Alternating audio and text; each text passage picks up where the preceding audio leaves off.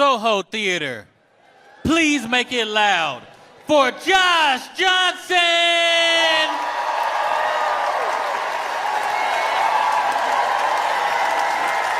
I don't know if I'm the only one who cares, but have y'all seen what's happening with Duolingo? Okay, in case you're not familiar, Duolingo is an app where you learn other languages, supposedly. It's basically this app where they gamify learning another language through like quizzes and little mini games, little mini quests and stuff. And I'm not gonna say it doesn't work, but everybody I know that uses Duolingo still speaks English to me. Just throwing that out there. And you know, over time it was getting more expensive, and over time there would be mistakes that were in the games and in the programs, which were kind of, I don't know how you would put it, but basically it was kind of forgivable because you felt like you were getting that real-time help through a person, you know? So then a person would see through comments, oh, this is messed up, oh, let me fix it, it actually should have been like this. And you were really getting like a sort of language learning community going under Duolingo, which is the point, you would think, to learn a new language, to talk to more people. It'd be kind of weird to learn a language just to be like, I did it. And no one will ever know. I'm just gonna go to whole countries, know what they saying and not tell anybody. I have the power. I only think like a psychopath would do that. Like I've seen those viral videos of people being like in Japan and no one thinks that this black person in Japan speaks Japanese, so then they like are recording themselves or they're streaming and then someone says something about them and then they're like, boom, I know Japanese. And the person's like, what? How? You don't look like it. You know?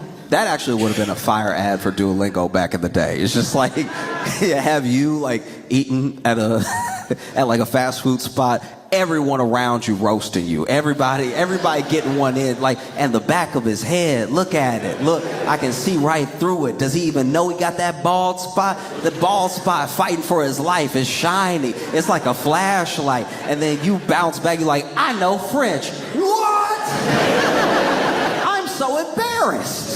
I was being rude in undercover. Duolingo. But no, it's not what happened. You know, people were slowly learning these languages over time. And learning is like a hard, it's a hard way to describe it because it's not as if the language was fully being taught. It's not like the same thing as sitting in a class being taught the tenses, being taught the situations to say certain things versus other things. It's more just like, did you spell we right? That's a little French. Have some of that. And so over time, you see Duolingo also get this internet presence that's like, their socials team is very like in vogue. You know, they get in there, they're funny in the comments, spicy comments too. Sometimes they got a quick jab back whenever somebody tries to trash Duolingo. And I don't know how I feel about it. If I'm being honest, it's like through our tax systems and through the economy, we already treat these companies like people. I don't know if I want to pretend that they're also interesting. Do you know what I mean? Like when I see a Twitter handle for a company, I don't want to be like, oh, they're so moody today.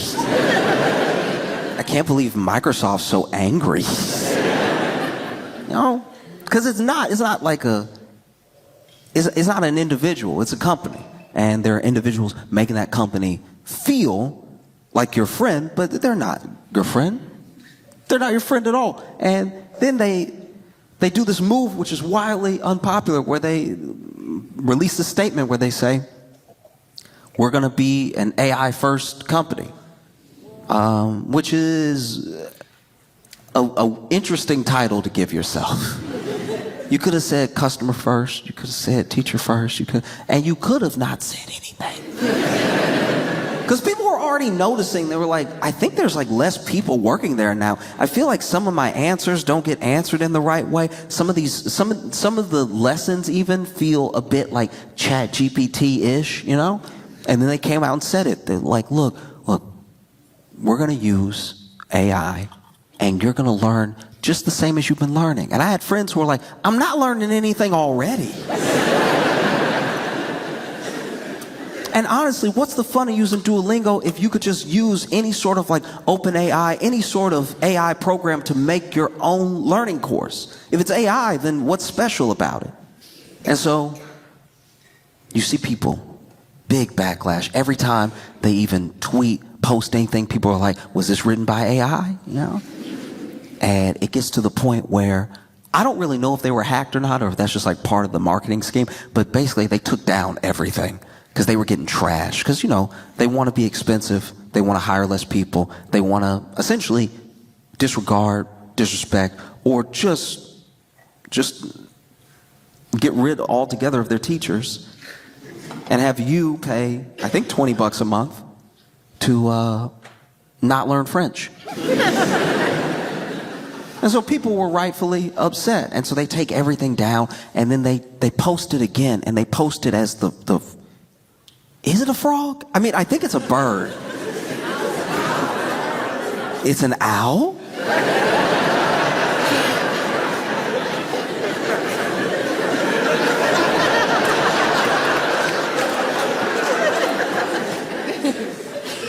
So they posted with a guy in a owl costume. And that guy was using like the deep, distorted voice, talking about how the elites ruin Duolingo. And I was like, yeah, but aren't you... What's happening? And then I think it was the CEO that even came out and instead of giving some sort of statement that basically says, hey, look, yes, we're going to be using AI, but we're still going to have our teachers, and our teachers are going to just use AI for some of the menial tasks, but you'll still be talking to a teacher. Instead of reassuring the customers at all, he kind of just doubled down and was like, look, the AI going to be better than teachers anyway. That people got really mad. And I think what's happening here is what's happening all the time. Teaching is hard. Teaching is very difficult. And if you love something and you love it enough to teach it, that to me is amazing. I don't know if I know anything well enough to teach it.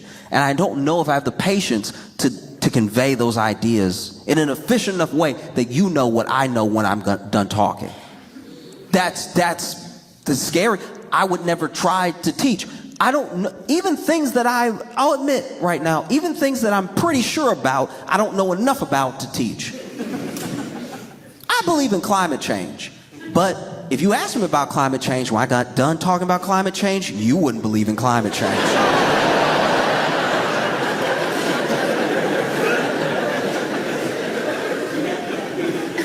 When I got done talking, you'd be like, everything he said sound made up. Because teaching is very, very difficult, and we forget. From every perspective, teaching is difficult. It's difficult in and of itself alone to be in your head, have the idea, convey the idea in a way that gets through someone else's head. You gotta get past all the video games and all the crushes and all the, just to be like, math! That's already hard enough. Never mind the fact that like kids are difficult. I'm not just talking about like junior high or all of them. I remember being difficult as a kid. I wasn't trying to be difficult. I wanted to learn the thing. It was not getting in. I was fighting it. I didn't even know it. Sometimes I'd even be a little pompous, you know? Like I'll admit it, as a little kid, give me some grace. As a child, I was a flat earther.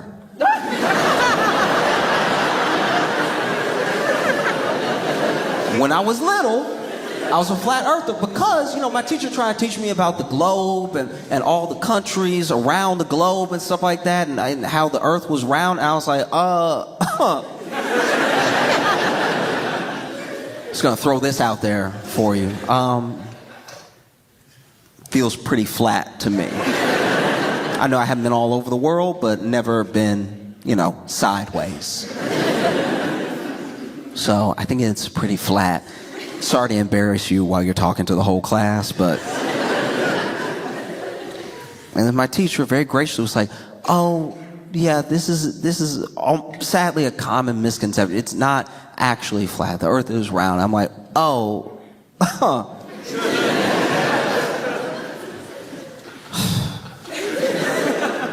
Not to contradict you, ma'am, but if the earth is round, why are all the maps flat?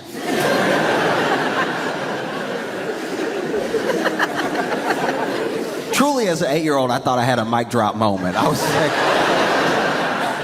I rest my case. That's up there with you. You the one projected that thing. So, maybe I should have the chalk. I'm just saying. And then my teacher pulled out a globe. Because it's difficult. And look, I'm not a parent. And I can't imagine what it's like to be a parent the same way I can't imagine what it's like to be a teacher. But I see some of the friction that parents have with teachers sometimes, whether they think that they could do it better or that they think it must not be their kid, it must be the teacher. And I thought that all would have been settled through COVID. You remember that time where everybody was alone with their kids? To see how well they sort of grasped everything? I don't think enough teachers got an apology.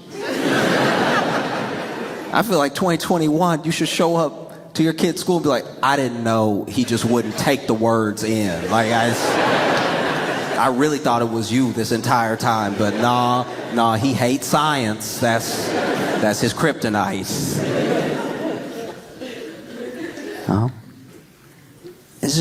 It's also hard because I think the way that we look at teaching is as the obstacle as opposed to as the help, right? Like even now, if someone tries to teach you something, there's some reluctance there sometimes. What it used to be, you're a kid and these adults, they don't know what they're talking about and try to teach me something. And then you become an adult and you're like, why do you think you can teach me something? We're the same age. And then you get older, and then someone younger than you has something to say, and you're like, why do you think you can teach me something? You don't even know about the world, right? So I think that a lot of people, myself included, sometimes have a reluctance to learning in general, especially because there's a sort of like hubris around getting an idea. When you get an idea, you feel like you got it. I snatch that, It's like when people say that they're self-taught, but then they tell you how they taught themselves. I went to my friend's house. He built a whole deck. And I was like, that's incredible. I didn't know you did construction. He's like, I don't. I was like, how'd you build a deck? He's like, self-taught. And I was like, how did you teach yourself to build a deck? And he's like, I just watched this guy on YouTube for like 75 hours or whatever. I had to watch some of the videos over and over again because I was scared I was going to mess up my cuts and everything. But then I got it. Yeah. Then he taught you. That's not self-taught at all. 75 hours of listening to some other dude talk. He might as well have been here. Because there's a deep respect that I have for teachers because they cared about something so much that they were willing to learn more about it than they ever probably had to, just to teach it to someone else, to share the thing that they love. My math teacher loved math so much that she went to more school for math, and then she came back, got a teaching degree, and then came back and taught a lower math than she understood. She has to dumb down math every day just to bring it to me, and just to try to give me some math. She went through all that, and I don't know how we did it. It's kind of incredible that all over the world, we somehow managed to not pay teachers enough and not give them enough, like in every country, no matter where you go. And so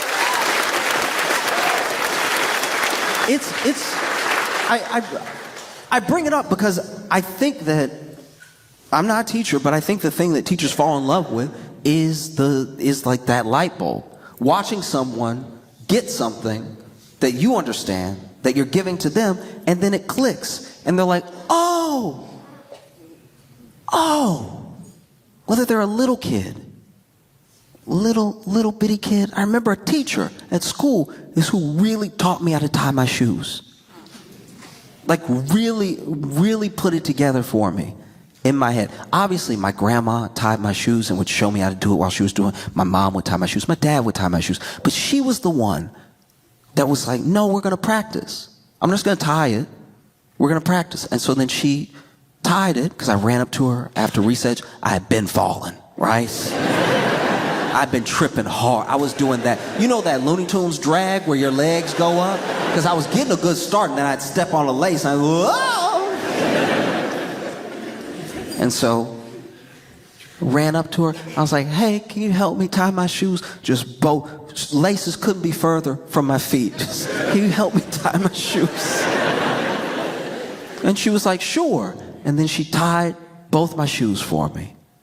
And then just like that, she pulled the string and untied them both. And I was like, oh. I'd never been betrayed before. It's like, why would you? Oh, what's wrong with it? And she was like, no, I've tied your shoes a couple days in a row. And I'm not going to tie them anymore. We're going to tie them together. And so for the rest of recess, sat down, tied my shoes over and over again until the last time I tied them and I didn't even notice it. And then for the rest of the time I was in elementary school, every time she saw me, shoes tied, she saw that light bulb go off. Oh. And no matter how reluctant someone is to be taught, it's a beautiful thing when that happens. When the idea gets through and you can see it. You see the light bulb go off. Oh, it's round.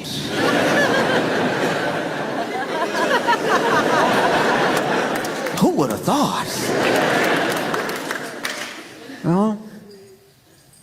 And so, I don't know what it's like. I see this move in Duolingo towards AI, and that move towards AI is not to give you, the consumer, a better product. It's not to help the actual teachers who are passionate about people learning other languages so they can make new friends or have new experiences or just open their minds up to how big the world really is. When you understand language and you understand how many different ways there are to say something specifically and how few ways there are to say something very unique, you have an appreciation for communication, right? And that's not what Duolingo is looking to do. They would like to make more money. And it's a business, so to be fair, more money would be nice. That's what you're supposed to do at business. No one shows up to business like, did you make any friends?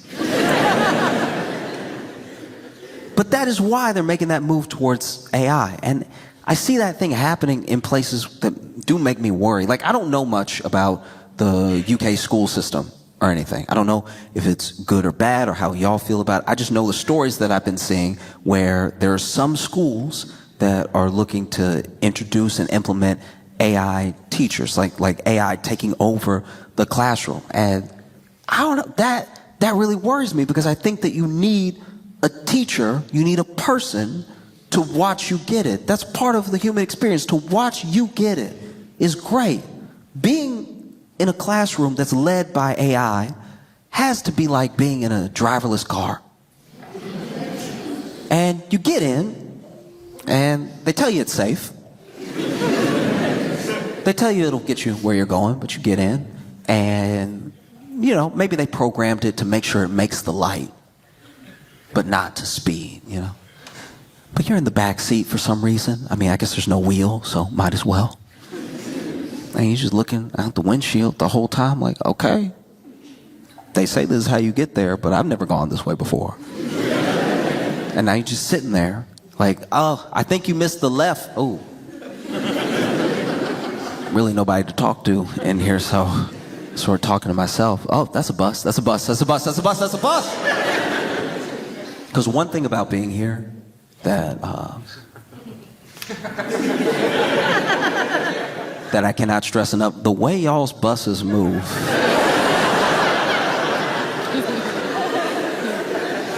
is wildly different than what I'm used to. If I'm being honest, I don't know how you train your bus drivers.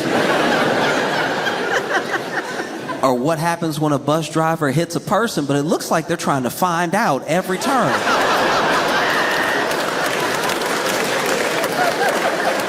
I was crossing the street to come here, and the bus driver cut the wheel so hard in front of me and looked at me the entire time.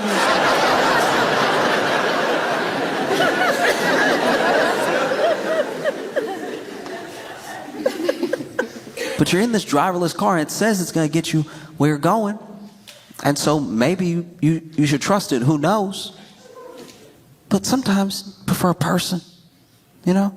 I know that we don't necessarily treat everything this way. Like, the best example I can give is when it comes to school and how kids are using ChatGPT and other AI to do their homework for them or do the lesson for them and turn it in. The big fear there is that they will not know how to think to a conclusion, right?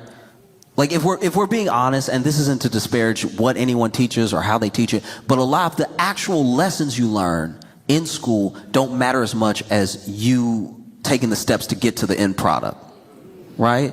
Like it isn't imperative that you read Mark Twain. But it is good that you read something that is not how the people that you know talk, and it's not from a time that you live in, and it opens up your mind to that the world might be different, you know? And the fear is that if kids use this thing too much, if it's completely abused, that you'll essentially graduate someone who is illiterate and not able to think critically about anything. And they'll be a doctor.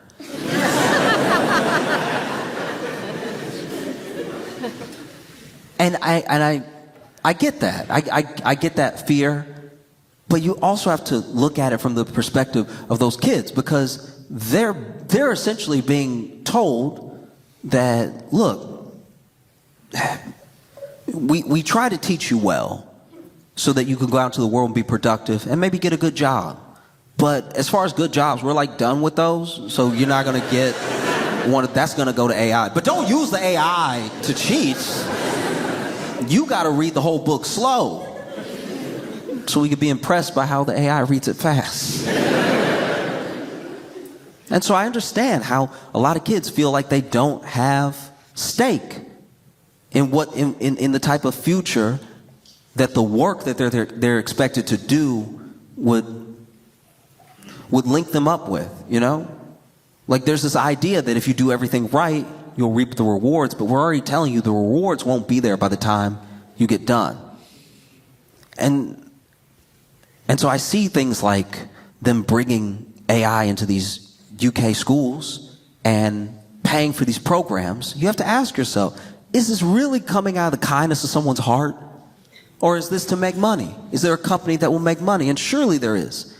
Because the programs range in prices. There's one program, though, that is being implemented in school. I think, I could be wrong about the exact number, but I'm pretty sure that the amount that the program is going to cost the school is like £27,000, which I'm not saying is the best salary in the world, but you could pay that to a person, you know? And it just freaks me out because I only know what it's like in the American school system, which is scary enough. And not just because of the shootings. It's also...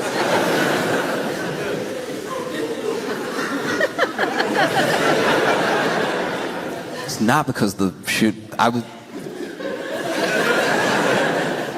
I'm saying the American school system is already difficult enough because you have underpaid and overworked teachers that have to take extra jobs and just fight for their lives and then still spend their own money to get supplies for kids to do the work that they're expected to do, right? Just to like stay even slightly above water. So how can you not expect this kid who's already been given less resources than kids in other districts and kids who, you know, by some accident happen to go to a great school or happen to be in a place with money, how can you not expect them to use ChatGPT to get them to close the gap?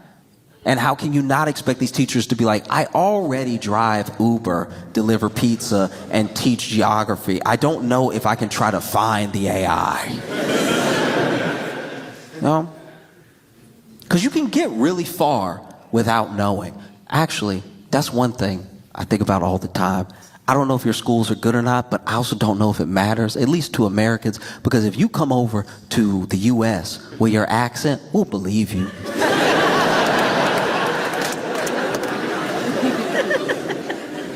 Like, people in the U.S. fall for the British accent so hard, it's kind of unfair that we were ever number one. Like even a lot of the conspiracy theories that we believe in the U.S., they kind of come from a British guy who just talks smooth.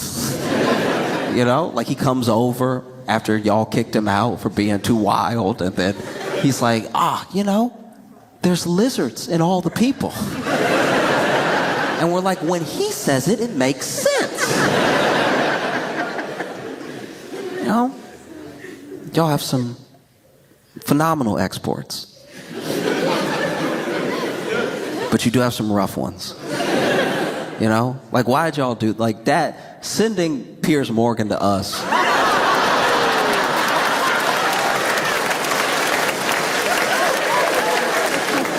It almost constitutes an act of war.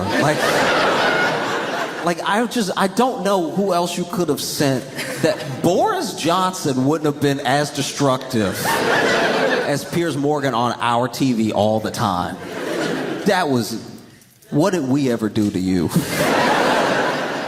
I'd like to think that the UK holds like centuries-long grudges. And I'm like, okay, all right, y'all think you cute.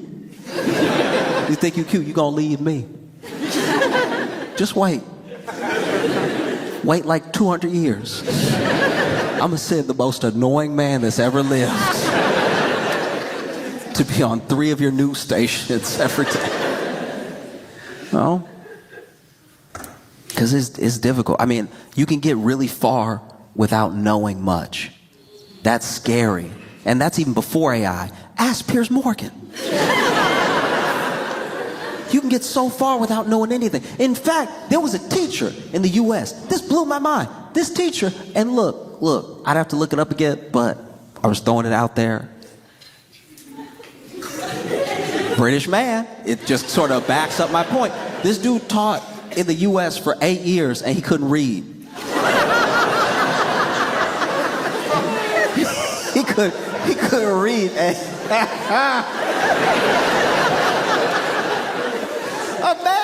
Imagine somebody failing you who can't read. Imagine you turning your paper and they're like, I don't even know what this says, but it looked wrong. Like, this look like garbage, man.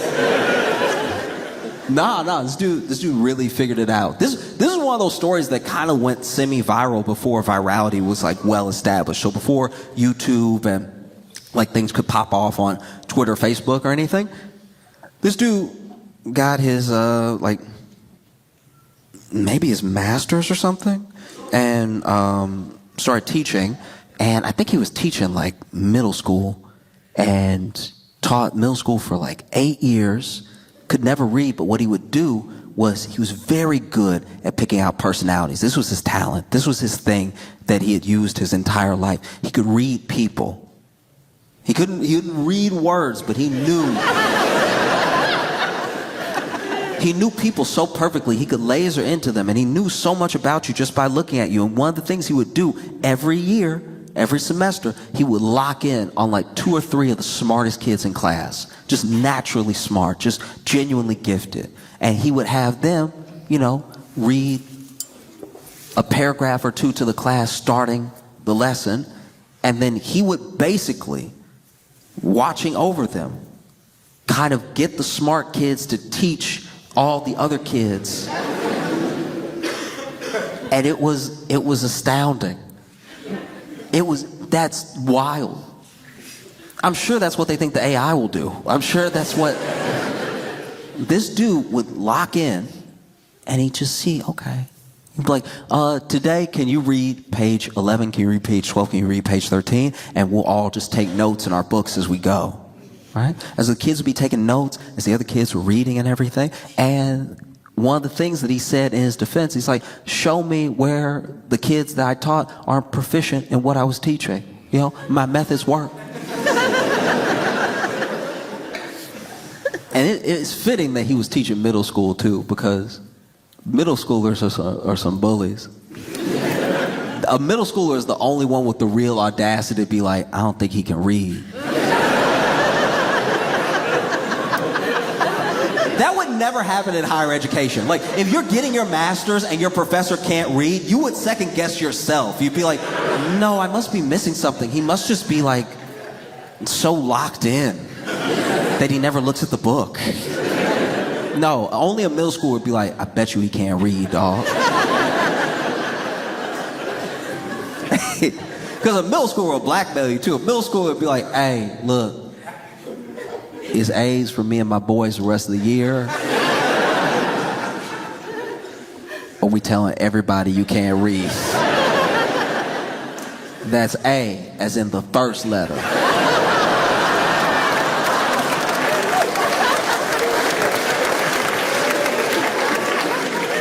That's A as in the first letter that you can't read because you can't read, okay? If I even see a closed A that look like a B, I'm telling everybody.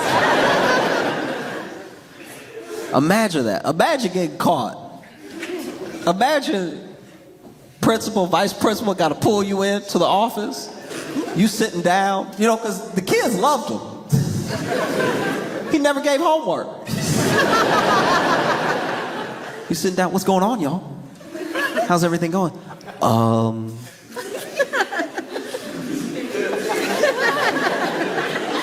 We need to talk to you about something that's a bit troubling. We are hearing, it's honestly hard to even say this out loud. I feel so embarrassed even bringing it up, but there have been some accusations by some students and maybe a few parents as well that you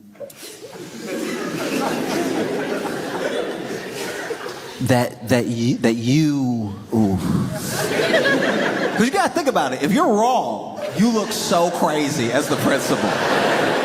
If you're wrong, you look like you believe everything you've ever been told in your life. If you're a principal that drags a teacher into a room to be like, can you read? Like,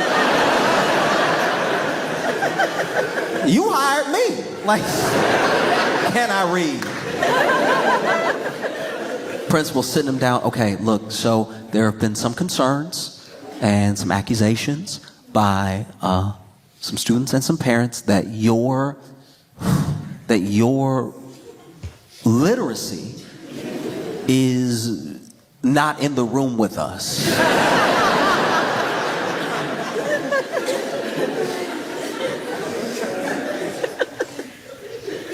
You know, and I don't know if they would have the teacher in there by himself or they'd have the kid that accused him of not being able to read because he didn't get the A he wanted. Maybe he's sitting there. Teacher, this is preposterous. You know, words you say when you don't know how to spell it. This is preposterous. Me not be able to read. What how dare you? How absolutely dare you? Kid sitting there. Make him read something.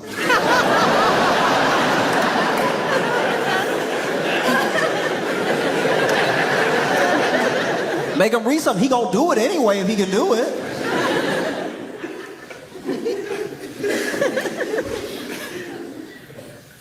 They try to get him to sign his resignation letters. They're like, can you read it? I'm not even gonna dignify that with a response. Kid sitting there, that means no.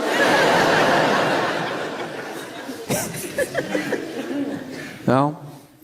And that's my fear. That's my big fear is that you let this system start, it only benefits companies, and before you know it, it's an entire generation, an entire country of people who aren't proficient in thinking skills. They can't think critically. They're not truly literate. And never mind not just reading for fun. They do not really grasp how important reading is, because you can either cheat the AI or the AI has the best interests of the company in mind. Because that's another thing that was happening with Duolingo. It's just all these ads started popping up, ads for companies, because they're a company that's trying to make money, you know? And so what if that happens? What if you implement so much AI into all of these schools and it goes left? How fast can you train an entire generation of teachers that were burned out and underpaid and overwhelmed to begin with? You know? That means that you could have an entire generation of UK teachers coming to the US not knowing how to read and teaching our kids not to read. Could be a disaster. Never underestimate the power and the impact that a teacher can have on your life. I remember a teacher sat me down and told me something I didn't even know about myself. This teacher sat me down and told me, you got a lot of nervous energy. Like, and I was like in middle school where you can't even be polite. You just got to get right to the point. Like, they just sat me down. You got a lot of nervous energy. All right. You ever thought of drawing? Just channel it somehow. Right. I was like, oh no, I never thought to draw. I love anime. Yeah, maybe I'll draw. And I drew something, and you know, my teacher was like, draw something, bring it to me. You know, I'd like to see what you draw. And so I did. And when I showed my teacher my drawing, they were like, we're going to find something else.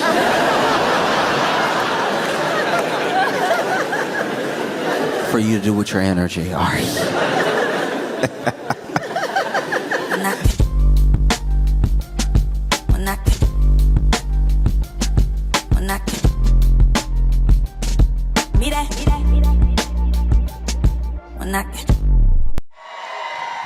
You've seen him all over the Daily Show. You've seen him on YouTube. I want y'all to put your hands together, put your hands together, put your hands together. Give it up for Josh Johnson.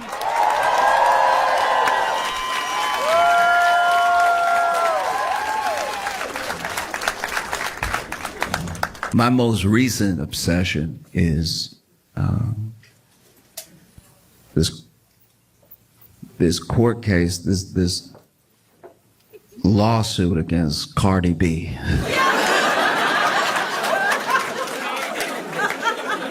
All right.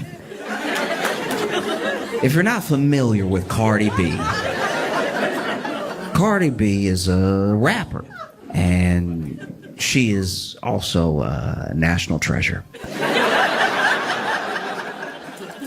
Cardi B is incredible, and this case is pretty wild. Basically, what is being alleged in this case is that Cardi B assaulted a security guard. It's alleged that Cardi B assaulted the security guard, and you hear both stories throughout the case. The security guard's story is that she was at work, you know, securing the building. And then Cardi B walks in, and then she's like, oh, Cardi B. And Cardi B didn't seem to like that she was approached, that Cardi B was like, what are you doing right now? Why are you in my face? And that Cardi B got nasty with her very quickly. And so they were in the elevator together, and she said that she followed Cardi B out of the elevator to clear up any confusion. I don't know if it was to apologize or anything, but she admits that she did follow Cardi B into the elevator and out of the elevator. And then she said Cardi B really lost it and started cursing at her and everything, and then started swinging on her and stuff, and that she got a little nick on her cheek from Cardi B scratching her face, right? And then the receptionist and the doctor that Cardi B was there to see, because Cardi B was in the building for a doctor's appointment, that they broke up the fight, and then everybody went about their way. But because of this assault, because of this nick on her face, she is suing Cardi B for about $24 million.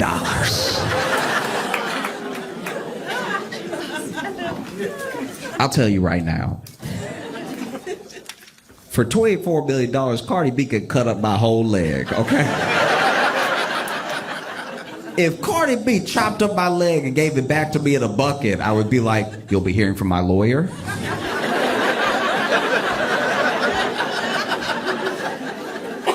$24 million. That's crazy. So then, Cardi B's account of things is that she was going to the doctor. At the time, she was pregnant. She didn't want anybody to know she was pregnant. She didn't tell anybody, and she didn't even tell her security guard where she was going that day. Her personal security, because she was just trying to keep this whole thing private, right? And even the doctor's office had blocked out time just to make sure they didn't have other clients coming in back and forth. And Cardi B was going to be the last appointment of the day, right? So Cardi B shows up to the building, and then immediately she hears Cardi B. And so already that's not ideal, right? Like that could happen at any time. Cardi B is very famous. But then she is getting in the elevator, and then she notices the person who screamed Cardi B got in the elevator with her and has a phone in her face. And so she goes, "What are you doing? Aren't you security?" Because she had security on her. And then she's talking to her while she's in the elevator, and then she exits the elevator, and she says she can still feel this person behind her. So then she turns around, she's like, "Hey, what are you doing? Why are you recording me? You gotta get out of my face. I'm trying to go to the doctor." And then that's when the person who was recording her, the security guard, got real angry and was like, "I could do what I want. It's my phone. This is my building," which is a misunderstanding of what security is.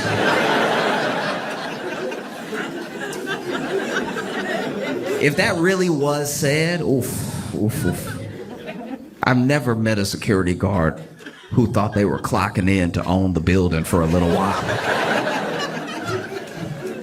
But then they got into what Cardi B says was only a verbal altercation. There was the receptionist and the doctor that came into, I guess, the hallway to break things up. But she said, "I didn't touch her, she didn't touch me," so I didn't really think of it again, because if you don't know Cardi B, you should at least know that she's used to verbal altercations.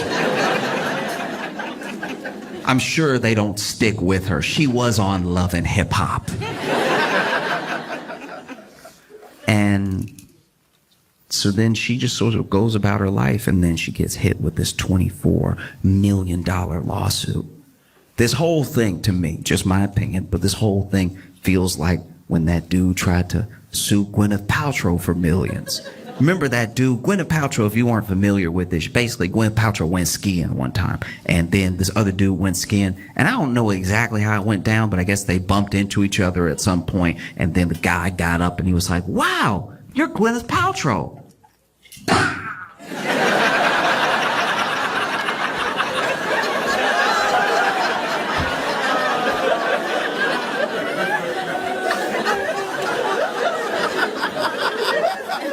Oh, I'm ruined.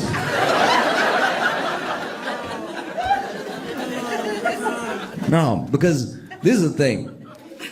Coming after Cardi B seems like kind of easy in a lawsuit like this, just because she was on shows like Love and Hip Hop, and in Love and Hip Hop there's a lot of this. In Love and Hip Hop, whether you're watching Atlanta, Hollywood, New York, there's a lot of almost fights. You know what I mean? Usually it is stirred up by the producers. They get everybody nice and drunk, and then they're like, "Hey, you won't believe what she said," and then they always believe what she said.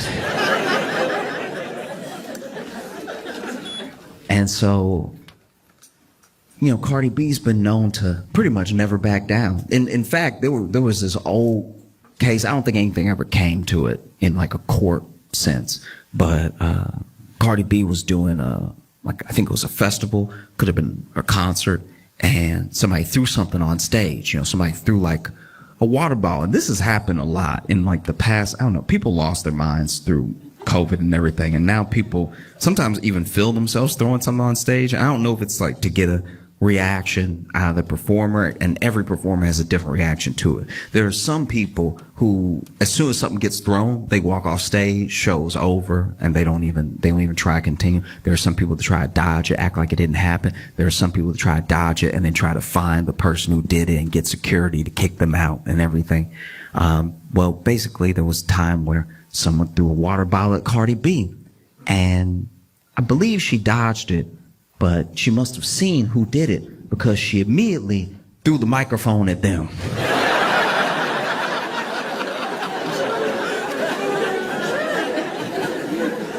They probably thought Cardi B was going to be some easy pickings. They were like, I'll throw my water bottle now. She's clearly unarmed.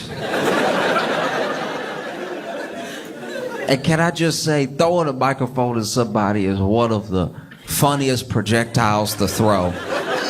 Because it's the only one where you get to hear their reaction to something being thrown at them in real time. Imagine Cardi B throw a microphone right back at them and they're like, oh, is that a...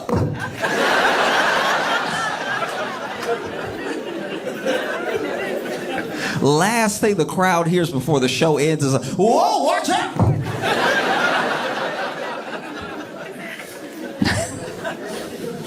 Even better if they turned around, they threw the water bottle, they're like, I think I got it!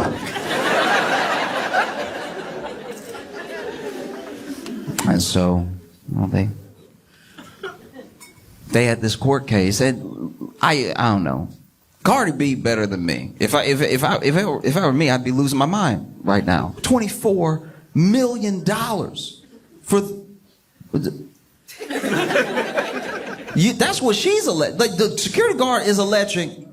$24 million. I don't even think I got $24 million worth of head. I think even if I was in a horrific accident, I'd probably only get like 10, maybe. And that's with half the head missing. $24 million just feels insane. And so, you know, they go to court and Cardi B's got a lawyer, security guard's got a lawyer, and security guard's lawyer does seem bad at this. I don't know the law. I'm not a lawyer.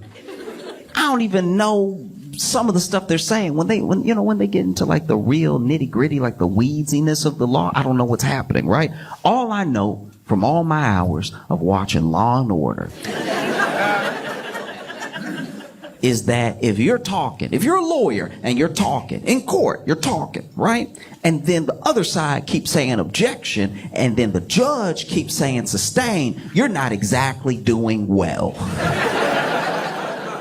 And that's what's been happening this entire trial. The judge basically sustaining the whole thing. Like, this lawyer for the security guard keep withdrawing his own questions mid-question because he can feel a sustain coming. And like some of the questions don't have anything to do with anything. It's one thing if you're badgering the witness or you're really trying to like rile them up and get them to admit something, you try and catch them in a lie or something like that. It doesn't even feel like that's what's happening. This dude will just be asking questions that have nothing to do with anything or the case. It feels like he's just a Cardi B fan. The amount of times that Cardi B's lawyers have had to say objection, relevance is astounding.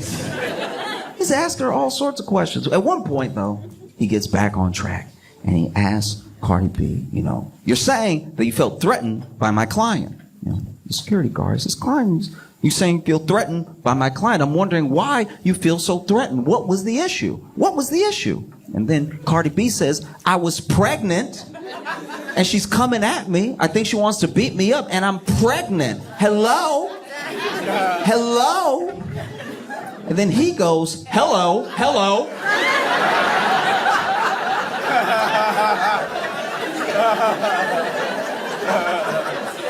Hello, I'm here.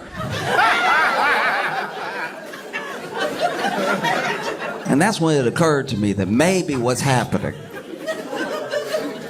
is that this security guard's lawyer, maybe, just throwing it out there, potentially has never met a black person. I think if you've never met a black person in your life, and your first black person is Cardi B, that's a bit of a crash course. That would be like if I never met a white person. In my life, never met a white person, never talked to a white person, didn't even see one in a movie. Never met a white person. Then my first white person ever was Bill Nye the Science Guy.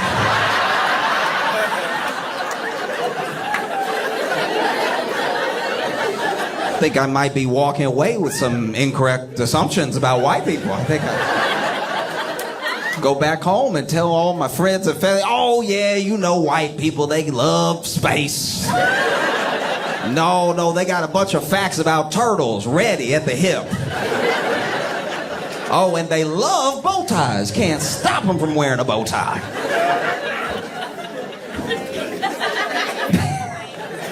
The only time I've seen something like this exact moment, this type of thing, this like misunderstanding in that way, was on a TV show called To Catch a Predator. Okay. I don't know if you remember To Catch a Predator, but in case you never watched it, this was some insane reality TV. Basically, To Catch a Predator, they did just that. They would lure and then trap predators online who thought they were talking to underage kids, right? And they would have all these long conversations with them, and then they try to meet up with them. But when they tried to meet up with them, they would go to like the Sting house, right? And at this house, they would show up thinking they're meeting this underage person. Turns out they're meeting Chris Hansen. If you don't know Chris Hansen, you don't know Dateline. All you need to know about Chris Hansen was he was the To Catch a Predator. Oh, you'd hate to see Chris Hansen coming if you were a predator. And so they would lure these predators to this house, and then especially season 1 was like no other thing. Season 1, when people didn't know what was happening, that was some of the wildest television I've ever seen. Because they didn't know who Chris Hansen was, all of them. Some of them did, right? But most of them did not. And so they'd show up to this house thinking that they're gonna meet this underage kid, and they might even call out a name or something. Then Chris Hansen would walk in.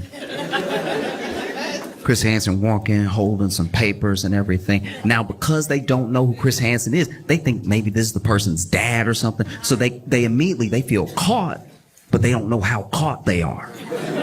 Right? So then Chris Hansen would walk in and be like, hi, how's it going? And then he'd tell them to sit down, and they always sat down.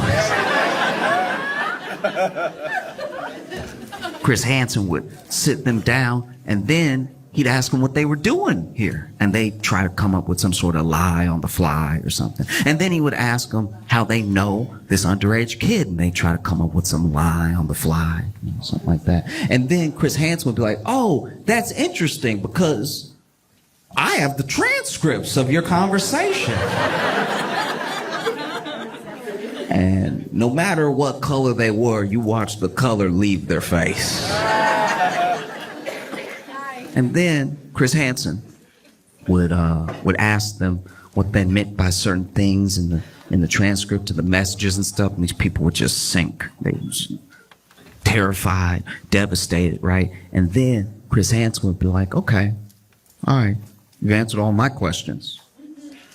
You can go. And even the predator would be like, what? Really? Like, yeah, you can go. You can go. And they'd be like, oh, okay. I mean, I thought my life was ruined or something. All right. And then they would get ready to walk out. And when they walked out, they were immediately tackled by the local police department. And not just tackled, like properly football tackled. This would have been unnecessary roughness in the NFL. This is the only time nobody's gonna take you to task over police brutality. You know what I mean? Because the police, to their credit, they would announce themselves and say, get on the ground. They were just saying, get on the ground when they were already airborne. Police would be in the air, legs up. Get on the ground. It's like, you know your shoulder about to be in his neck. They would tackle him and they cuff him up and then they throw him in the car and they take him to jail. And then in jail, they would go to the interrogation room and they'd have to answer all of Chris Hansen's questions all over again. I guess him asking was just practice. You know, and there was this one time where this guy comes in and I don't remember what season it was, but this guy had a very interesting aesthetic. Like he was white, but he had a very like Vanilla Ice vibe to him. You know what I mean? And so he walked in, but when he walked in, he was like.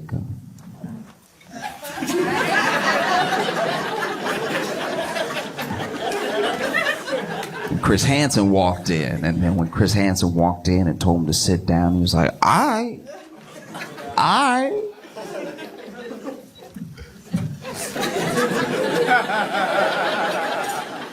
And then Chris Hansen does the thing that he does, asks him why he's there, asks him why he's been talking to this underage kid and everything. And then a thing I forgot to mention before that also happened in all the episodes was when Chris Hansen finally announced himself, where he was like, I'm Chris Hansen with NBC's To Catch a Predator. Cameras would come out from all these different rooms, right? And it was always, without fail, too many cameras. It was always a number of cameras where I'm like, there's no way all those cameras on. There would be people with cameras in the hallway because they couldn't get in the kitchen, just lifting the camera up. Be way too many cameras. And so then the cameras roll in once Chris Hansen announces himself, and then this guy sitting there pulls down his cap a little bit and says to Chris Hansen and all of the cameramen, I'm not really trying to be on TV, you feel me?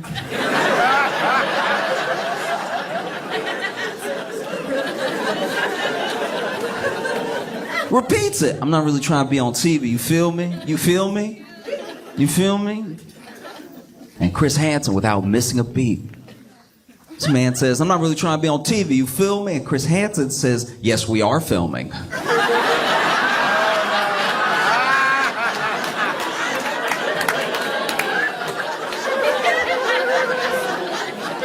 And I haven't seen such a misunderstanding until the security guard's lawyer says to Cardi B, hello?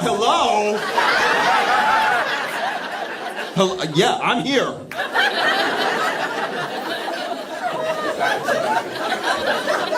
That man lucky. That man lucky. Cardi B at no point in her testimony hit him with a like that. That would have broken his brain. That would have ruined his life. He would have bent his knees. Everybody get out! What's happening? No. Because once again, this dude is wild. This dude is asking her questions about things that have nothing to do with anything. At one point, I think he's really in his head. He's having his like Perry Mason runaway jury moment. Like he's doing something right out of Law and Order in his head because he gets his planted stance. He starts going in on Cardi B and he says, today versus yesterday, all right? Yesterday, you had short black hair.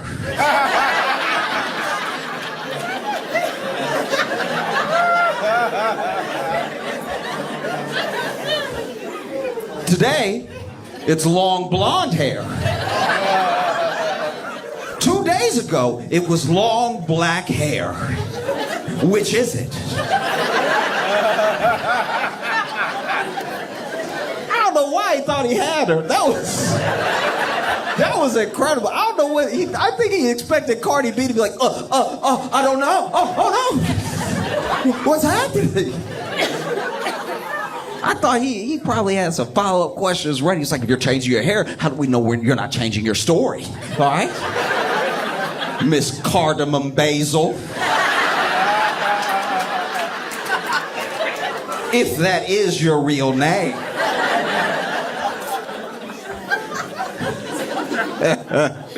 And Cardi B just laughed it off. She was like, they're wigs. Like, what do you want me to do?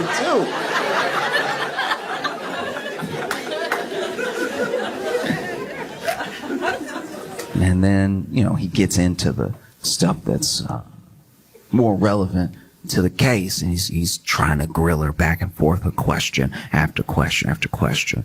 And he finally gets to this point where he's like, why did you feel threatened? She says the pregnancy thing and everything. But he's like, you said yourself that my client is about your height. Why would you be intimidated by her? And then Cardi B goes, yeah, I mean, she's a little bit taller than me, but she's bigger than me and everything. And I don't know what she wants to do. Now it seems like this person wants to beat me up. I don't know. Like, I don't know if they went from wanting a picture to beat me up or just wanted to beat me up and record. I don't know what's happening, right? And so then this guy goes, why are you so intimidated by it? You're saying that she's bigger than you. What makes you say that?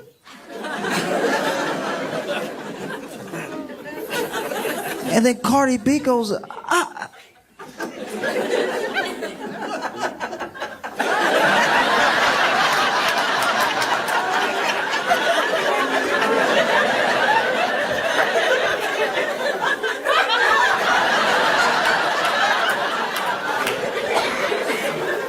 like, do I have to say it? No? And then he's like, are you calling my client fat? Are you calling my client fat? All right? Did you call her fat that day? In fact, you called her fat that day, didn't you? And then Cardi B is like, no, I was only calling her the B word. Like, it was really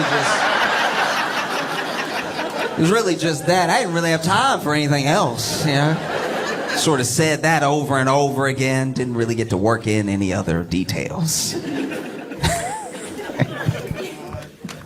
And this lawyer, I don't know, like, it's like now what we're getting into is stuff that I guess isn't nice, but I don't know how it helps his case, because then he just keeps egging it on. He's like, but you said that, and you said other things, didn't you? You said other things. And then Cardi B, to her credit, it starts admitting everything that she said, right? She starts just repeating verbatim in court. She just cursing in court openly, just nonstop cursing in court, right? And he's like, is that what you said? Say exactly what you said. I mean, she's right here, right now. Say it again. Say it to her face. Say it again. And then even Cardi B is like, what is happening? Like, you want me to curse her out again? Like, is this one like a freebie or something? Like, I can't tell what's happening. It's like, no, you were so threatened. You were so completely threatened by my client. What makes you so threatened? And then she's like, well, at the time I was pregnant and I was 130 pounds. All right. And then she was like twice my size. You know what I mean? And then once again, he gets on the same thing. He's like, are you calling my client fat? And she's like, no, I'm not saying. She just, No, what? I don't know. What are you trying to say? Say it. Say what you want to say. There's no harm here. Say it. She's security heavy.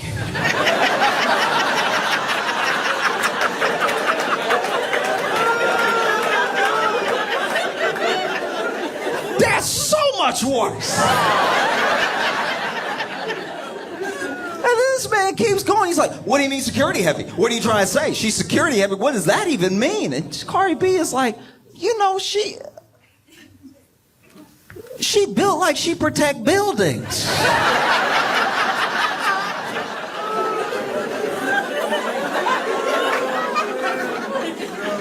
If it were me and I was Cardi B, I'd probably be sitting there furious. Cardi B better than me, I'd probably be sitting there so angry. I'm just trying to live my life. I was trying to go to the doctor privately. My business is always out there. People get paid to get up in my business and everything. And I'm just trying to have a quiet moment. I'm not feeling well.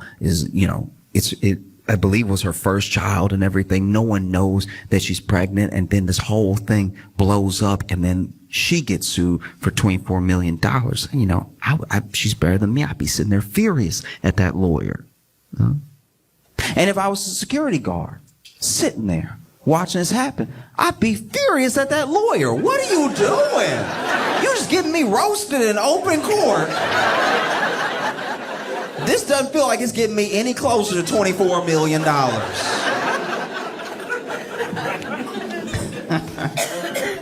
Oh.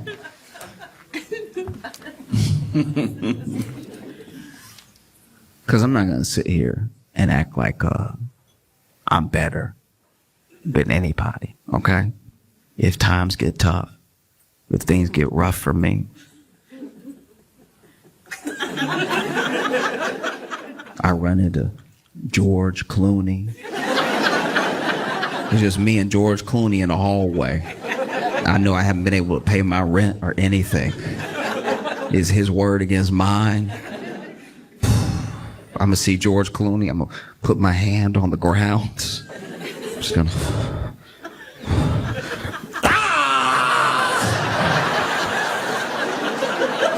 Look at what George Clooney did to me.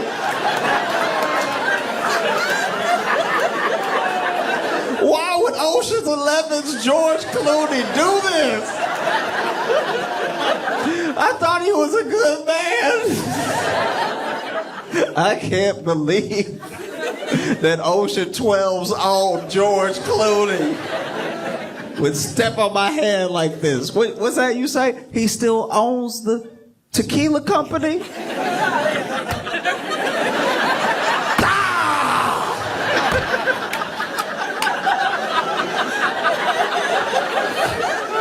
Oh.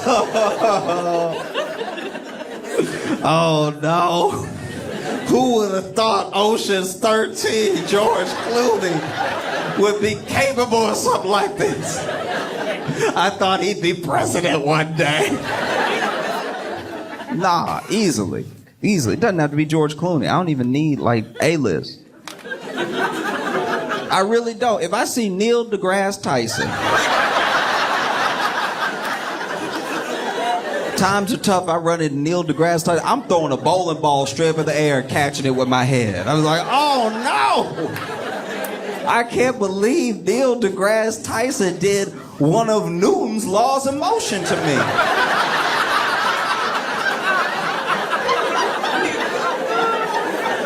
I think it was the first one. No. Doesn't have any popular person will do, you know? If I see William H. Macy, I'm gonna run into a wall like that dude from the show Fargo. I'm gonna run right into. If I ever meet William H. Macy, he better pray we outside. Because if she's trying to get money out of Cardi B, you know, this is not the way. She over here admitting that she only got nicked. Just a little. That quick. That. And she said that she had to have 2 plastic surgeries. Even brought the plastic surgeon to court, and the plastic surgeon came into court with a picture, right? Now, the plastic surgeon, this is also why I feel like this case is bogus, because she doesn't have a picture of the scratch from the day that it happened. Her plastic surgeon had to come in and do a before and after picture, and honestly, I don't know if that dude, the plastic surgeon, I don't see what he did. Like, it's... Even when they tried to show the cut, like the little scar that Cardi B supposedly gave her, maybe they didn't zoom in enough. Like, I don't know what's... But they had the little line pointing straight to it, and I'm squinting.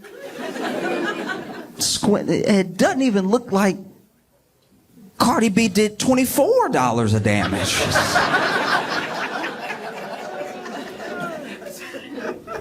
Oh, you try and get money out of Cardi B. This is not the way to do it. All you got to do is make sure y'all are still alone. The other problem, and the reason this whole case feels fishy, is because her lawyers, and I suppose even her, didn't want the receptionist or the doctor that broke them up testifying. That seems suspicious. If I got $24 million worth of damage done to me, I'd call everybody who was within earshot. You know what I mean? Oh, you heard me. You remember? I was like, oh no, $24 million just fell out of my face, right? So the fact that her lawyers didn't want those people testifying seems fishy. And then you kind of understand why. I don't know if she was a fully surprise witness or anything, but I know they were trying to block it for a long time. And so the receptionist finally sits down on the stand and testifies, right? And the security guard's lawyer is over here asking just all the relevant questions, right? And some of the questions are getting objected to and then sustained because they're a little leading. You know what I mean? Like he asked a question about how wasn't it my client's job to see fit who should and should not be in the building? And then obviously Cardi B's lawyers objected because how is the receptionist for one office building in this entire building supposed to know all the ins and outs of the security guard's job, right? And they get to this moment where the receptionist comes out because she says that she heard a commotion, and she gets out there and Cardi B is up against a wall like this, like back up against the wall, and security guard is yelling in her face, right? And so then she, immediately upset by what she's seeing, gets in between the two of them and is breaking it up and tells the security guard, I don't know what's going on here, but you need to go back to your post. This is very unprofessional, everything. And everybody's screaming just so everybody can be heard, right? And the lawyer gets excited. He's like, and so do you think that this could be the moment that Cardi B scratched my client's face? And then the receptionist goes, actually, I'm really the only one that got hit out of the both of them. Like, I was... You know, you try to be a good Samaritan, but... And not only does she say that she's like the only one that got hit between them, but she got a scratch on her face, a scratch that bled, and a scratch on her face that bled that came from the security guard. You could tell the lawyer's out here panicking. He's...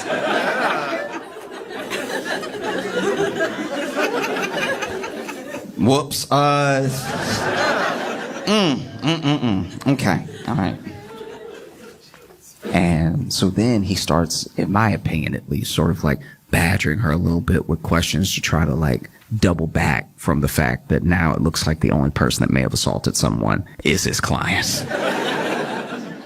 And so he then says, he's like, yes, but you also weren't there the entire time, so you didn't witness the entire altercation. Maybe Cardi B spit on my client before you got there. Maybe she scratched her face before you got there, but you got there and you broke it up and you say that you didn't see anything. But maybe something happened before you got there. You don't know. You don't know. And then the receptionist was like, yeah, I guess I didn't know what it was like to be there till I was there. Yes, I suppose. You got me there. Because it's not just the scratch, I should point out. The scratch is the main thing, but the security guard is also, to my knowledge at least, alleging that Cardi B got her fired as well. You know? And then they had the doctor testify. And I won't say that the security guard's lawyers tried to poison the jury, because they were pushing a narrative the entire time, and the narrative was that obviously the receptionist and the doctor would back Cardi B because she was a client of theirs, a patient, so it benefits them to back up her story, right? And they even say as much while the two people are on the stand, you know? But then the receptionist says, no, actually, the security guard hit me up and said we should sue Cardi B. And I was like, nah, because you started it. Which is also not great for a security guard's lawyer. He's over here, okay, well, look,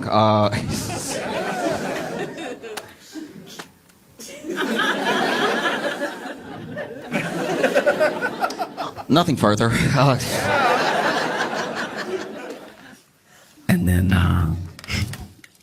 And then they had the doctor testify. Now, the doctor was the last to sing, so by the time he comes out, the receptionist is getting in between Cardi B and the security guard. So he said he was also very upset about what was happening, you know, and he was trying to make sure this thing got broken up. Now, the doctor said, look, what I saw wasn't just unprofessional, it was very concerning to me. And I got out there, and the only thing I could think to do was try to match the body language of the security guards. I don't even know what that means, but I imagine it means he ran up out there, he saw 3 people arguing, and he was like, hey!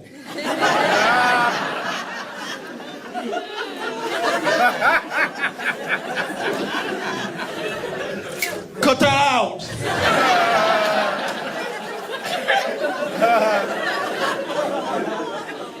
Because by his own account, it's not like he the one pulling people from people or anything. Receptionist has already broken it up and taken some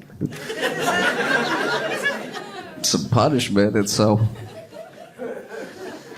And then took Cardi B in, they had their appointment and everything, and then he was so disturbed by what happened and what he saw that he reached out to Superior for the security guard, and, you know, said that soon after that she was taken downstairs during a shift and like let go, right?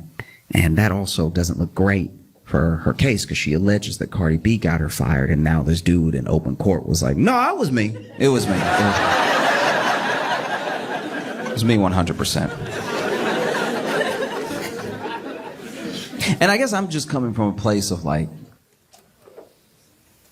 if you really wanted to sue Cardi B for $24 million, you don't wait until there's other people involved that are all going to have different accounts of what happened. If you wanted to sue Cardi B for $24 million, you just walk up to Cardi B before she gets in the elevator and say, hey, Cardi B, how you doing? And then throw yourself down some stairs. That's going to be the easiest way to do it, you know? Throw yourself down some stairs, all the while screaming out Cardi B singles for every step that you hit. You finally hit that last step, you're like, oh, why would top charting artist Cardi B do this? Oh, she's really about that life. These are bloody shoes.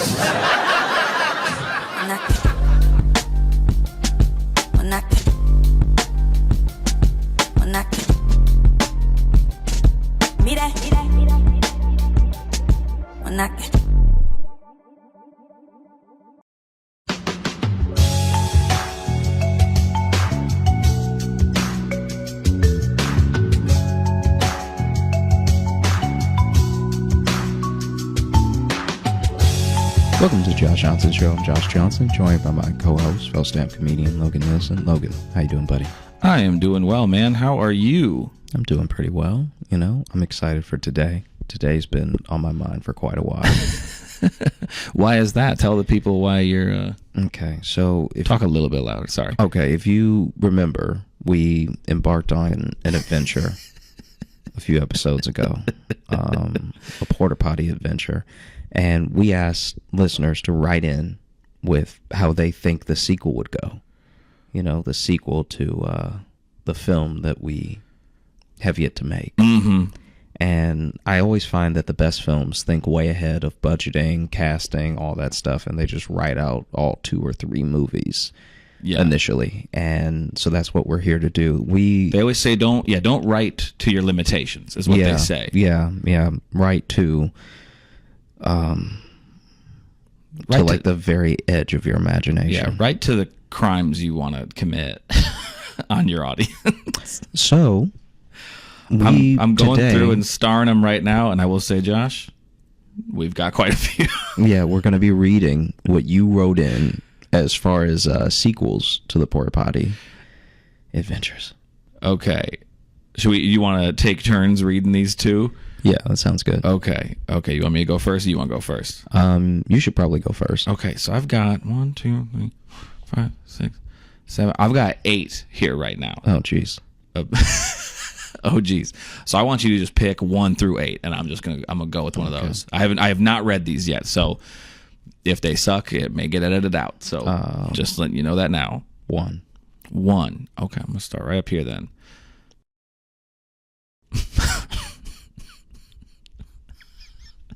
Like I said, I did not read these. This one's mostly just title, so I like this because this is from Vincent, and the title of this email is "To Porta, to Potty, Tokyo Skid."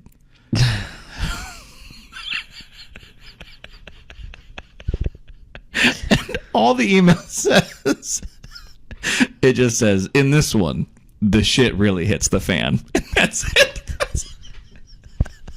Like I said, I hadn't read these yet, but that's all it says. That's so funny. Wow. Points to the title, though. Yeah, points to the that. title. I like actually, that. let me see. I'm going to pull up just really quick for people listening now. It's not that many episodes back, but if you are looking for context to this episode, it's JJS number 117, Porta-Potty, a true crime story, is where this all started. And so these are sequels, projected sequels. I guess to that. maybe didn't explain it. Do we need to cover it all, what the story was? You just pitched the idea of a murderer who blows up toilets at every crime scene, and then I believe it devolved into really just a man. I mean, it's actually best to not recap it because I feel like it would just lead to confusion. Only because none of it that we've read, none of it that we will read, none of it that we've said is happening. Right. You know? Yeah, so basically just we try to make our show as evergreen as possible, but basically if you want to, this is a true sequel. You got to see the first one. This isn't some Marvel shit. We're gonna recap a bunch of movies up top to try to make sure you're with us. Sorry, we don't do. Because I think what we would accidentally this is Lord of the Rings 2. You better have seen the first one. We would accidentally take as long as the first episode to explain it, and write our own sequel while we're doing it. Okay, do you want to read one, or since that was a short one, do you want me to do another one? I can read one. Okay. So here, all those highlighted ones. Go ahead, choose your own adventure there. All the highlighted ones. Do I sound okay? I feel like my mic sounds. Does it sound good to you? I mean, you sound so different to me than you must sound to yourself. Okay. We should actually switch headphones so you can see what I mean. Because you're telling me to like talk louder, and you're telling me, but I swear to you that. Well, I know I asked you to talk louder because you were coming up low. No, I feel like both of us are yelling right now. Really? In my ears, yeah. Yeah, my headphones. Just once I plugged yours in, we can switch if you want, because I would much rather hear less than hear what I'm hearing right now. Well, you don't have to wear them if you don't want to. Yeah, but clearly you should wear so you can hear what. These won't reach to you though. Oh, all right. This is a shorter. Okay. I'm just saying this is a shorter cord. You're far away from. I'm saying with you. You don't gotta like be angry about my logistics I'm not angry of at all. measurements. I'm not angry at all. This one, let's see. I'm just gonna. Okay. That's all staying in. This is coming from. Do you say the name usually? Because I try not to say the name unless they say the name in the email. I tend whatever they sign off, or I tend to just work in like a first name. There is no sign off. So this came from someone with the first name Bria, and that's all we know. Hello. Have you never listened to our show and how I read the emails? No, I know I read the emails, but this is the our first time in a long time where there's just nothing to go on except the actual this is email. our 122nd episode, and you're like, do we say names? No, I know we say names, but this might be a real name, and as long as I don't say the last name, then I think we're good. Yeah, that's what I do. Yeah, but you're like, oh, when I say the name, and it's a lot. Hello, J-Lo.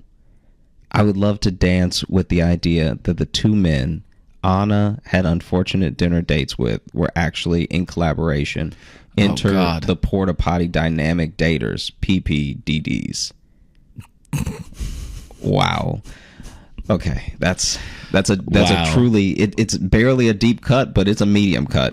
So there's two worlds colliding now. Yeah, so someone has written in and they've combined Anna, who has sent us like emails chronicling the dates that she went on that were horrible, and what we came up with for the Porta-Potty adventures, the true crime story. So a lot is happening right now. The email reads, Foot fetish scares his target into excusing themselves to the bathroom so they can escape an embarrassing situation. And then boom, gray man strikes.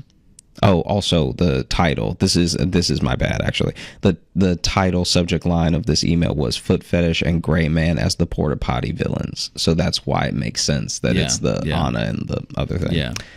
This is why I don't let it. I mean, I want him to read emails more, but it makes sense why he doesn't now. Boom, gray man strikes. Gray goes BDSM on the bathroom, and together the boys would move from restaurant to restaurant, humiliating their victims, greatly inconveniencing the janitors and staff of the restaurant, and stumping the detectives and police on their trail. Can I say right now that going BDSM on a bathroom is a thing I'm going to start saying? Yes. Be like, man, I ate a lot. I'm about to go BDSM on this bathroom. It's about to be gray, man. I really don't like that. It's about to be 50 Shades of oh no in here. It's really upsetting. I couldn't help putting these two stories together as I've been playing catch up on your most recent episodes, all conspiracy theories / stories aside. I wish the best to everyone involved in these stories.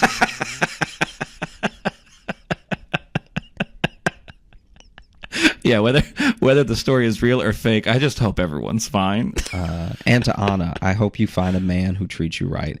Absolutely love the show. Thank you both for all that you do. Well, thank you, Bria. Thank you so much. Thank you for adding an extra layer that I didn't see coming. Maybe there is some sort of extra person that besides the main villain in the sequel, you know? Well, maybe what we find out is that the killer, the murderer that the detective is chasing, he is following the man who is having the bathroom troubles to cover up his own crimes.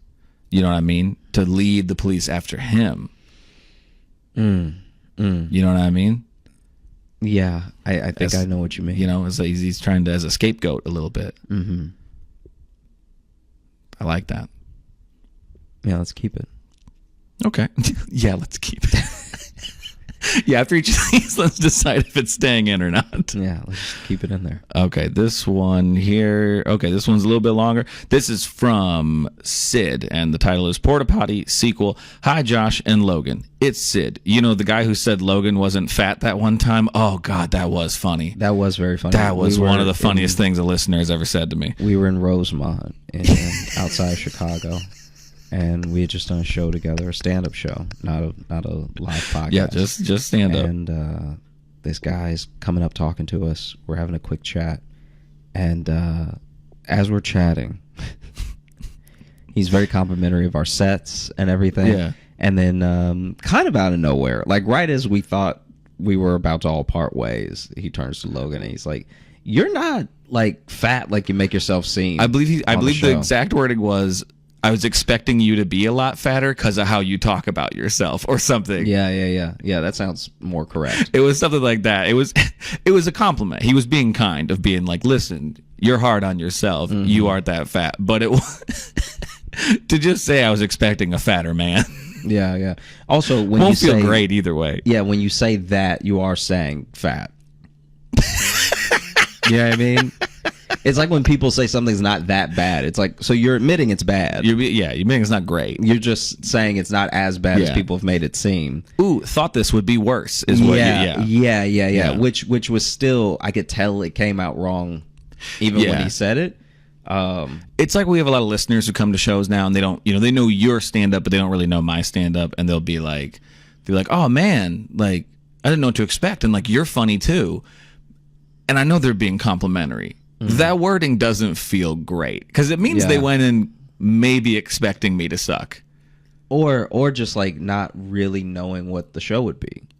Right? Yeah. Like maybe they thought that we'd just be up there together. Yeah, that we'd be together. I'd just be off to the side, just laughing at your jokes. I wonder if what they imagine it's going to be. I have nothing. Yeah, I have no stories. They'd be sitting next to you. Yeah. But I loved hearing the process of you guys coming up with a whole movie script on the fly in the Porta-Potty Killer episode. I like coming up with stories too, so here's my shot at a sequel with a twist at the end. Hope you guys enjoy it. All right, here we go. The retired detective is woken up in the middle of the night by a phone call from the police chief. The chief is asking him to come to a new crime scene despite his retirement. It looks like the Porta-Potty Killer is back. At the crime scene, there is a new detective who can't stomach the mess. Three dead, 4 in critical condition, and 6 stalls out of commission. That sounds like Pablo Francisco way of describing the movie. Like when you list it like that. 3 dead, 4 in critical condition, and 6 stalls out of commission. The old detective suspects next of kin, but the killer's son and daughter are both clear. The son hates his dad and is all too happy to see him in prison. And his daughter hasn't seen him since she left with her mother, his ex-wife, 9 years ago. It's like when you hear it as more than just a sentence at a time, it's so funny because imagine if the narrator guy from the trailer really was the guy the entire time, like the full Morgan Freeman guy. You either get busy living or get busy dying. Poor Andy had to crawl through 100 yards of human shit. Do you want me to keep doing the voice? Yes, please. The detectives go visit the potty killer in prison. It says potty killer, which I know Porta-Potty killer is already funny, but potty killer just seems silly. I like it. The detectives go visit the potty killer in prison and get his input. He says there's only one person who could do such damage. Potty killer does sound like he's 4. It does, yeah. His nephew. A skinny, athletic kid who's lactose intolerant.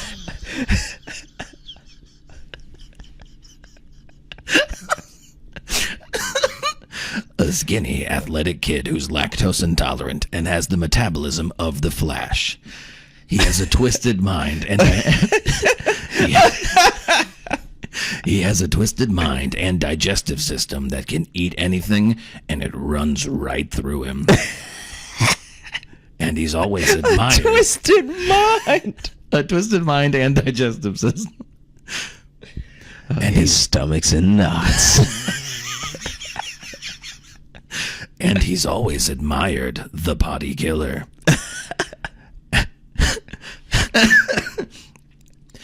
As they're told this, the news reports show another incident. This time, an entire bathroom was taken out and there were 2 deaths. The killer tells them that there must be a mastermind behind the incidents because his nephew isn't that smart and they should look for them first. Yeah, my nephew a fucking idiot, so. Listen, he violent, but he's dumb. Look, when I tell you that he ran into some nails when he was little, one of them went right into his head, he not all there. At the latest crime scene, the new Porta-Potty killer leaves a new calling card. In parentheses, a literal card taped to the wall that says, You'll have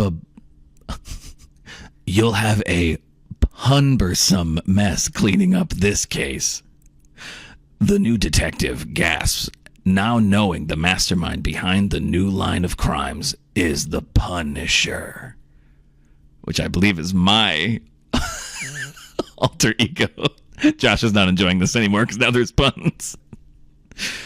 The old detective calls the police chief asking if he had info on this Punisher guy.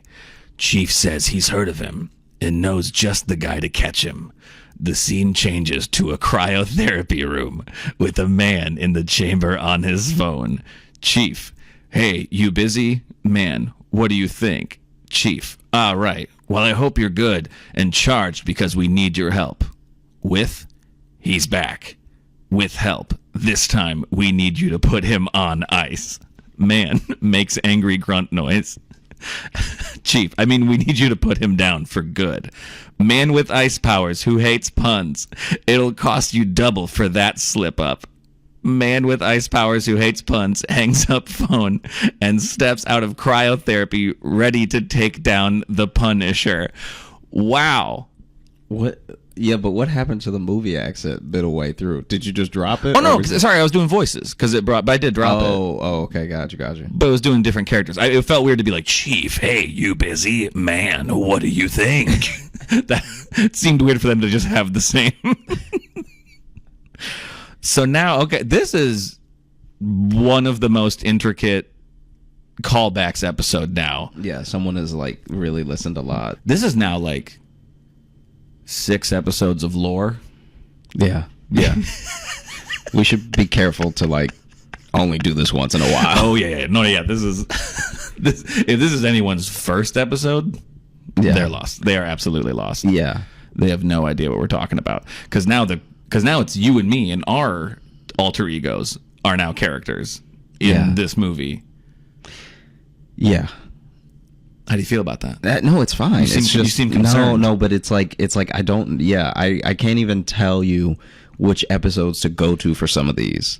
You know how when you really start following comic books when you're a kid, and they're like, oh yeah, the Hulk first appeared, because the Hulk was never in like just Hulk 1. Right, yeah. The Hulk was in like Action Comics 7. Right, yeah, exactly. And so now you have to go back and read Action Comics 7 to see, and then even when you go back to Action Comics 7, it's not really the Hulk. It's like Bruce Banner getting like upset that his coffee order's wrong. Yeah, I think you literally. So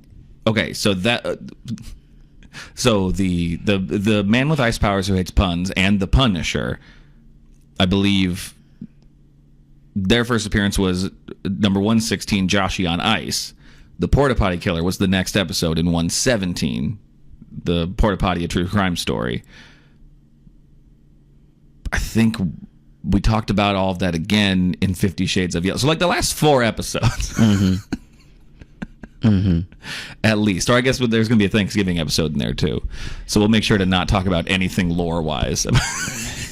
Yeah, jeez. Thanksgiving episode. All right. We got a few more there. Your turn. This next one is from Maggie, and it's just entitled Porta-Potty, getting right to the point. Right to it. The email reads, short, not sweet.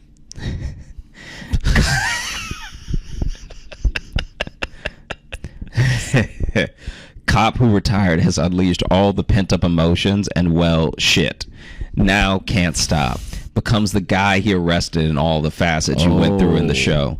Because he has cop skills and has been close to criminals his whole career, he is much more convincing and good at what he does. He is the true marathon poop cop.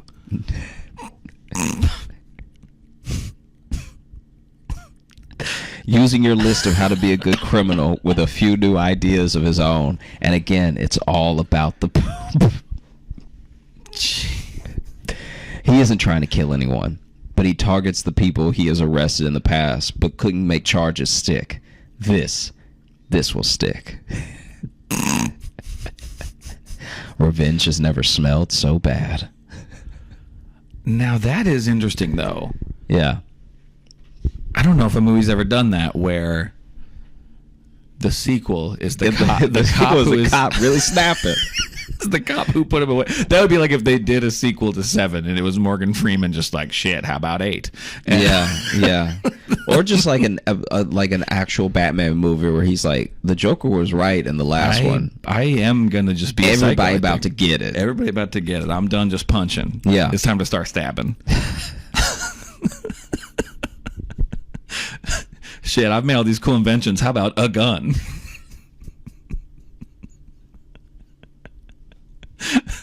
Hey, Lucius Fox, you got some guns for me? I mean, we don't really have those. Morgan Freeman's in this a lot. Yeah. Have you seen when people try to shoot? Have you seen the videos of people trying to shoot a shotgun and then they don't hold it right, so the shotgun flies behind them? Yeah. Okay. That's what I imagine Batman shoots guns like, because he's never really used he's never even wanted to pick one up. So that he probably just holding it all lazy and then accidentally shoots and like hits himself in the. Have you seen that video of that person that was shooting a Magnum and then they hit themselves in the forehead? Yeah. Yeah. There's a bunch of those where they just and it's like just, pow. There was one that made me laugh so hard because it was this lady with a rifle like on a chair. And she might have been in a rocking chair. This is the dumbest setup I've ever seen, like wannabe deer stand setup. And it was a chair. A rocking chair is bad for recoil absorption. It's just more recoil. So then it was a chair, and then it was her in a rocking chair, and then she shot the gun. Yeah, but it was really racked up on nothing. She was really just letting it lay on the chair. So when it shoots, it knocks her back as she starts rocking. But then it also made the scope like hit her really hard in the head. Oh.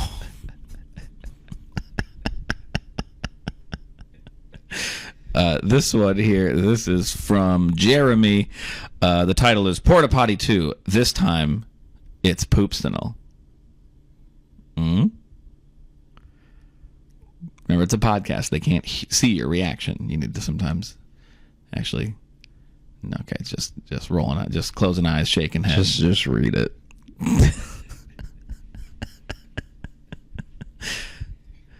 It's been 2 years.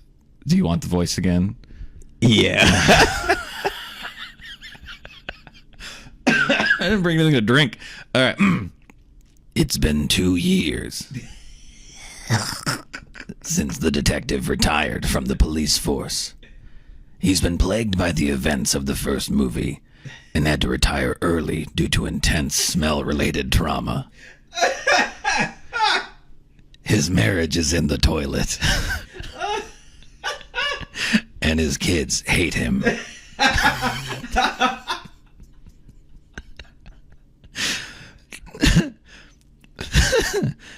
In order to fix his family, he books them a cruise to enjoy the Bahamas. He paid no mind to the fact it was a carnival cruise, given the circumstances of the poopy butt killer. The poopy butt killer. Who routinely struck at fairs, known by some as carnivals.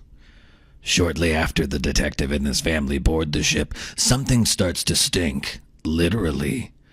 On the third day, people start turning up dead in their bathrooms, shrouded in a god-awful smell.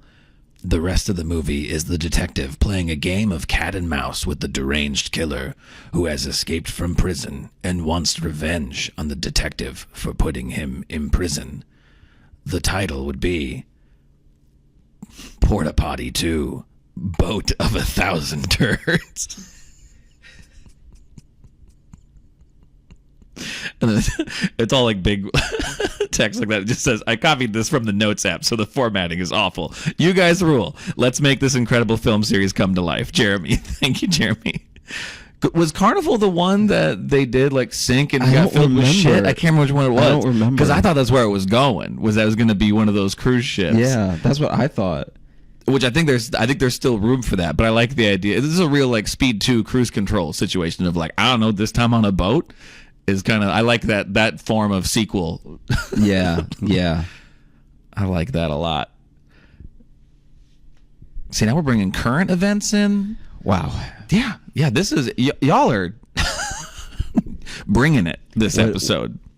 Can I pitch you a title that you're going to hate? What's up? Porta-Potty 2, Electric Booty Goo. This next email.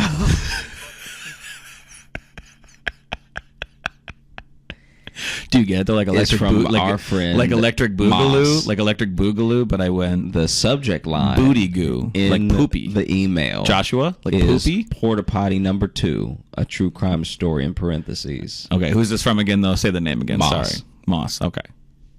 The opening scene is a detective interrogating the perp one last time before retiring. He left him with one haunting message.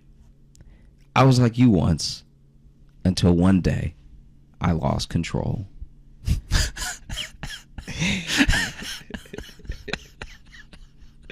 Insert time jump. I was just gonna say smash cut to him running down a hall. No.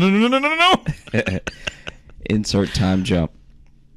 The detective is spending time with his family at a water park. Oh. These last two have been wet and wild. He thought to himself that he's been so relaxed since retiring. Maybe a little too relaxed.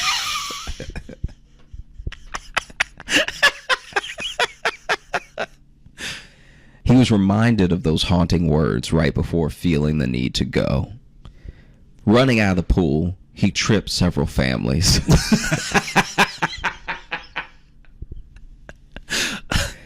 And sent them flying like Mario Kart shells. After he flushes, he noticed something on his hand. Blood. Oh, thank God. Thus begins his trail of toilet terrorism and his collection of bloody toilet handles. His young ex-partner unknowingly is searching after him and turns to the original perpetrator for advice. Perpetrator. I like that. Hijinks ensues. Make it a great day, boss. Make it a great day. Wait, so this is... Okay, so at first I thought this was going to be I thought it was a prequel, but it seems so the insert time jump means... So then this is another one where the detective becomes the killer again. Yeah. Yeah. Okay. I'm literally trying to think of any movie that has done that, where then the cop in the next one is like, oh shit, I'm the bad guy now. Yeah, I'm crazy. I'm really trying to think about it. I really see where he is coming from now. I think they might have done it in one of like the Saw sequels or something. Yeah. Didn't one of them like Something become like an acolyte or something of Jigsaw or some shit? it. Something like that. But otherwise, like, Yeah. I'd love to see that in like a big movie. I think it happened in Saw 3, and I'm pretty sure Saw 3 was not good. I don't think it was Saw. No, Saw 3 was a different person was the traitor, but I think it happens in one of the later ones or something. I've got 2 more here. I haven't looked at what they say, but I want you to pick the title of the one you want to read, because one is just called Porta-Potty Sequel, and the other one says Buttholeless Detective. Yeah, I think I'd like to read the Porta-Potty sequel. You like the Porta-Potty sequel? Okay, so here we go. This is a short one here. This is from Tatiana, and the title is Buttholeless Detective. Hey, Jogan, just wanted to say... Oh, this one isn't even... This is just a review, I think. Hey, Jogan, just wanted to say I almost ate shit up the stairs laughing when Josh started going off about the detective without a butthole.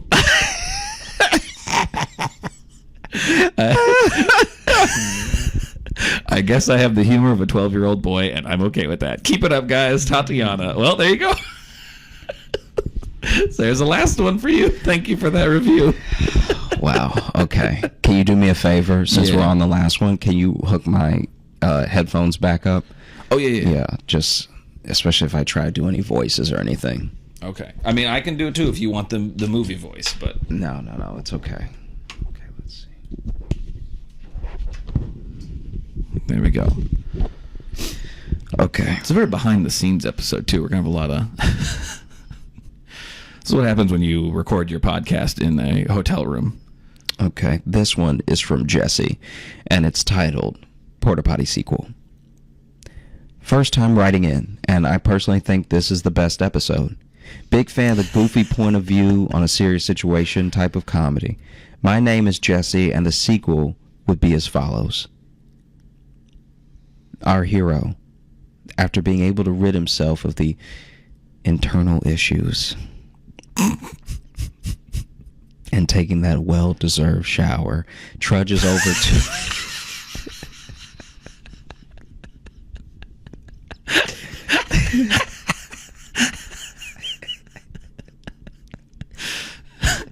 You...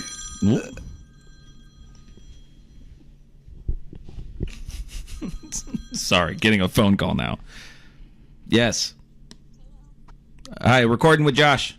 Oh, sorry. I thought you were going to be done recording. I was going to see what you were up to. Nope, we're in his room recording, so you're safe to go into our room now. Okay, I'm getting ready to head home then. Okie doke. Love you. I love you. All right, see you in a little bit. I'll cut that out, but... No, don't. Seriously, they need to see what we're like. I'm just a sweet boy who loves his girlfriend. Our Okay, so hero, well-deserved shower, right? after being able to rid himself of his internal issues and taking that well-deserved shower, He can wash away the stink, but can't wash away the memories. trudges over to his bed to rest up for the night. Oh, no. Gets a phone call that wakes him from his sleep with a distressed detective informing him there's been another murder committed in a bathroom, and get this, no toilet handle. Our hero's blood turns cold, his stomach knots up, and fumbles his response to the agent. What do you mean? Yes, sir. This one happened at a gas station a couple of blocks away from the Chipotle. Hero says, thank you for informing me, son. I'll be there in a bit.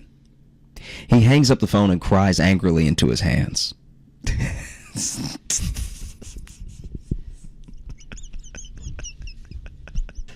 Here's the thing, you know it's happened in like real life, but it's so funny the idea of somebody getting off the phone, crying into their hands, and then showing up. Yeah. Then they're like, all right, now off to work. It's like when y'all were talking about brunch this morning. It's like, imagine if you had called me. It's like, hey, we're going to go to brunch. You want to come? I'm like, yeah.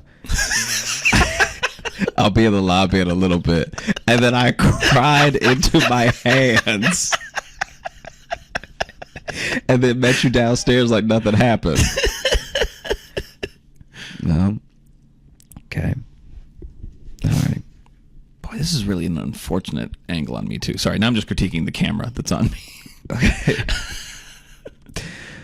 Cries angrily into his head. Oh, it's an angry cry, too. It's not even just a sad cry. Oh! You dumb bitch! Furious that he has lost the edge he once had. Oh, yeah, because now that he's released, he's not going to understand how the killer thinks.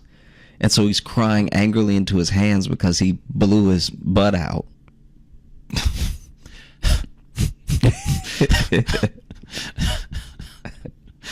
Yeah,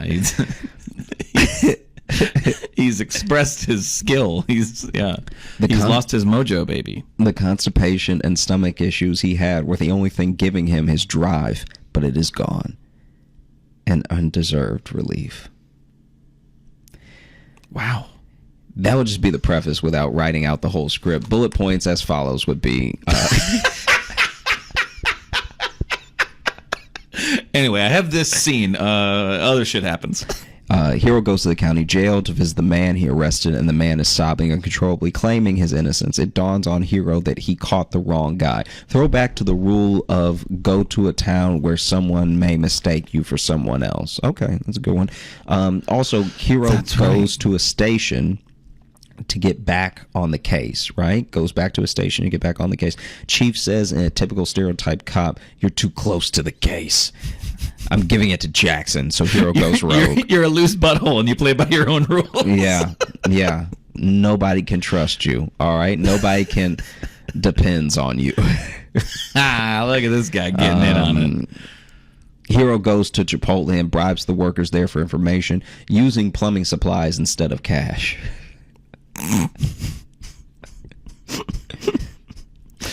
That's pretty much all I got. Don't really have puns for the bulk of the movie, but the title would be Porta-Potty, Lingering Scent. Ooh, I am a fan of Porta-Potty is great, and Lingering Scent is wonderful. Thanks for reading, and keep rocking on, guys. Well, Jesse, thank you so much. Yeah. What a way to end. Oh, God. I'm sorry. Just threw my phone on the ground. I'm sorry. Because I was trying to support it more with my index finger. The disrespect. And then it slipped. Okay, but... No, I know. I hear you. I know. I saw what happened. Floors are carpeted, so it's all good. Oh, my God. Yeah. Thank you to everyone. Thank you to everyone. Thank you especially to Jesse, because ending on that one, I think ends the like run of them really well. Yeah. You know, we've gone over some theories. We've gone over some really viable sequels. I think the next step, which this won't happen for a while, so don't get too excited, but I think the next step here is to actually write out like outline, a little outline, little beat sheet. Okay. Using, what's been written in with some of our own sort of flavor and Well, and I think we have enough similar themes throughout these. I think pretty much all of these will influence the sequel a little bit. Because we got a lot of, clearly, the cop is somehow either becomes the villain or at least has now lost his edge. Yeah. What I liked in that last one too, I would love to see a movie do that where literally it takes up an hour after the first movie ends and they're just like, oh fuck, we were wrong. Because that's how that one is. They're like, oh shit, the guy we had a whole thing with in the first. That guy was just sick. He just had some stomach stuff happening that we grabbed the wrong dude. That would be a way to do a sequel, because then you wouldn't have to worry about filling them in on the first movie. You'd be like, listen, everything happened in that first one, forget that. Wrong guy. Yeah. Don't worry about it. We got to chase a different guy now. Yeah. Different killer. Ignore it. You didn't see the first one? Great.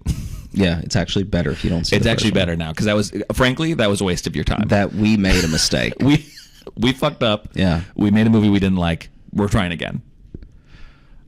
Oh man. Wow. I mean, so we're about 40. Mm-hmm. Do we want to try to fill this in with anything else, or do we just want to make this a short episode maybe? Just since this was such a specific sequel. Yeah, I think we can go over a couple of different aspects. Okay. That we really liked about, what was written in. So for you, just take us through things that you definitely think did happen in the sequel. That, we'll use this to keep it in mind for when the sequel's actually made. Something that definitely did happen? Yeah, there are things that you read or I read that you really enjoyed. Tell me some things that you definitely know happened in the sequel.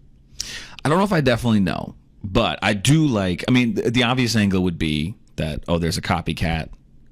The cop gets back into it, blah, blah, blah, he's distant from it, blah, blah. I really do love the angle of him just becoming the Porta-Potty killer now, because he finally took a shit and now he can't stop, and it's led to a world of trouble. Mm-hmm. I really like that. I really think it's on theme with. Okay. It really it really keeps the heart of the movie, which the heart of this movie is the butt. But it's all about poop. It's all about the Porta-Potty. Now, it's all about the bathrooms are the main clue, right? Do you think anything about his diet is going to be addressed in the second film? I think we have to. I think we have to address his diet. I think that we need to address how much bread. Jesus Christ. That's my brother. I'm not going to answer that one right now. But okay. Everyone's calling me. And I have my phone on Do Not Disturb, but it's the people in my call list, important people. Yeah. No, I'm with you. Yeah. It has happened to me. Yeah. So, of course, it's only the people calling me that it rings for. Yeah, I think we need to address the amount of cheese that he's probably ingesting, Well, and now that he's on the run, I think there's a panic of trying to figure out how to stop himself from being, because he's not really trying, he's not becoming the killer on purpose. Mm-hmm, he's truly, because we covered in the first movie, it's was that killer really a killer, or was he just pushing people out of the way on the way to the toilet? Because even at the water park, he's tripped several families. Yeah. Which means he's tripped at least 27 people. Exactly. Because a family is a unit. So you tripped a lot of people just for it to be one family. Yeah. So if you trip several families, exactly, you're laying waste to some ankles. There's some knees that are never going to be the same. It's tough. It's tough. It's tough. No, it is. It's the way you just looked down is you looked like it's something you've done. No. It's just you see a person change. You see this character change over time. Yeah. This is someone that wanted to do good. This is an internal battle that a lot of people in their actual everyday lives are fighting. They're fighting to not become the villain. Yeah. Yeah. So we see it in movies all the time. We see it it's a common theme in film.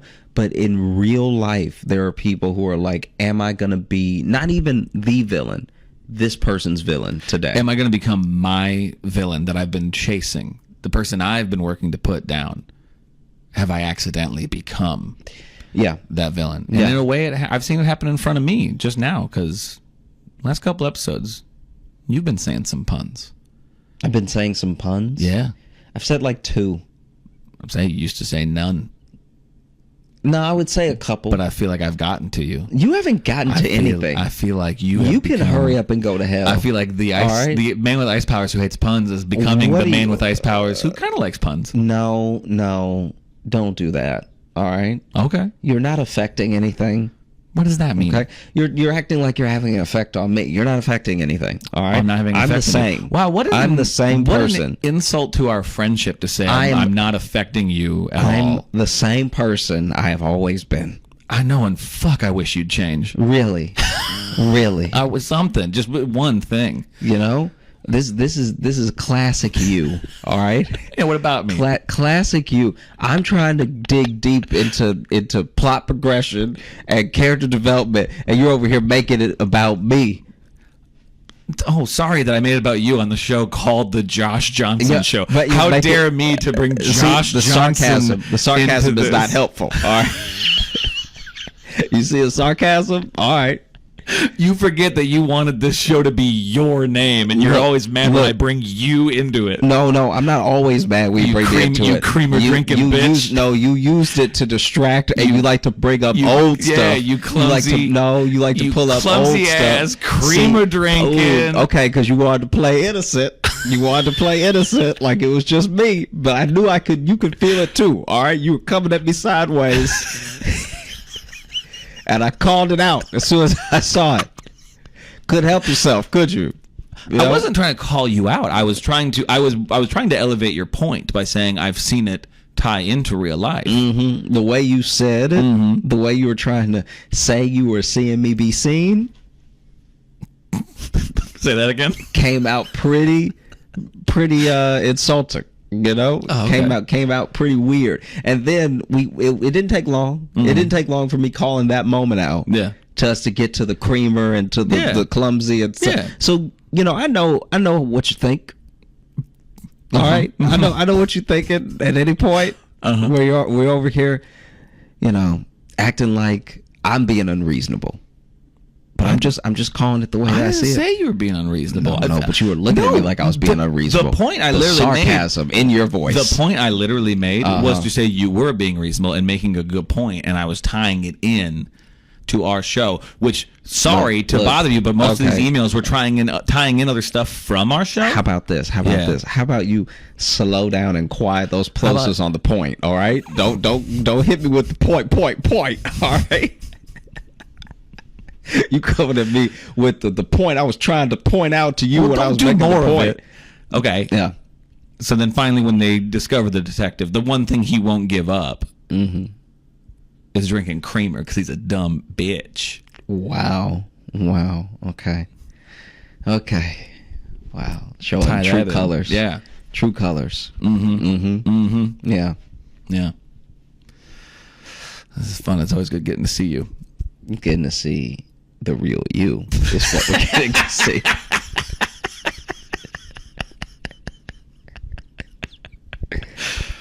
Oh, well, I didn't think this movie franchise would tear us apart, but I mean, that's what happens. None of the people in Fast and Furious get along anymore.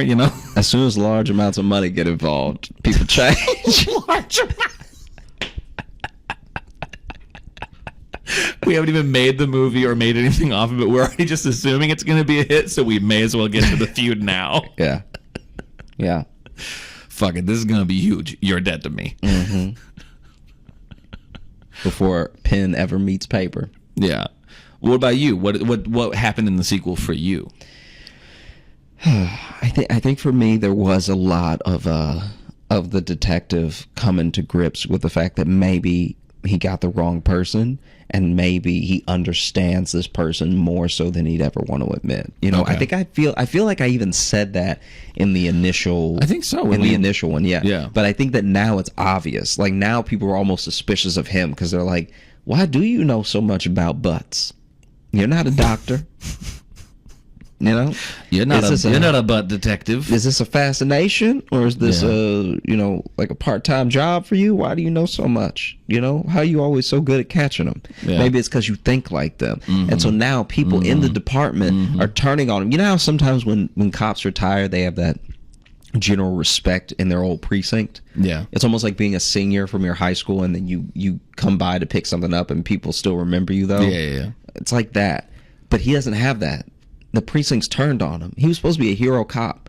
This was supposed to be his last job before he retired. And now they're suspicious. They're like, maybe we got the wrong guy. Maybe you're the guy. Maybe it's not even suspicious. They're just grossed out. Yeah. Like once he figured out how to catch him, everyone's just like, Yeah. Ew. Like he knelt down. He knelt down and like no one wants to shake his hand anymore. Yeah, no one wants to shake his hand because they start a rumor that he doesn't wash his hands, even though he does.